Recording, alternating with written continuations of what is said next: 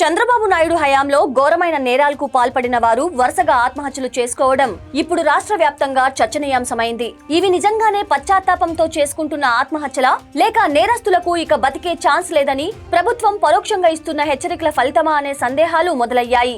మదనపల్లిలో చిన్నారిని బలి తీసుకున్న కులవర్ధన్ పోలీసు కస్టడీ నుంచి తప్పించుకున్న కొద్ది గంటల్లోనే శవమై తేలడం చూస్తుంటే ఇది కేవలం ఆత్మహత్యేనా, లేక ప్రభుత్వమే చేస్తున్న సైలెంట్ పనిష్మెంట్ అనే స్థాయిలో చర్చ జరుగుతోంది.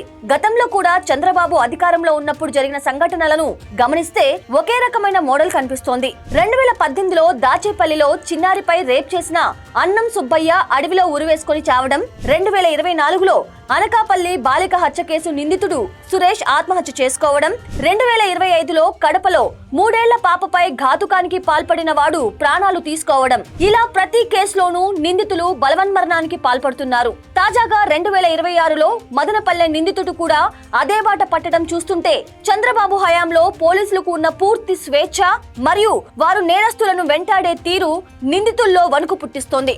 నువ్వు దొరికితే చట్టం వదలదు, దొరకకపోతే ఈ లోకమే నిన్ను బతకనివ్వదు అనే భయం వారిని ఆత్మహత్యల వైపు పురికొల్పుతోంది.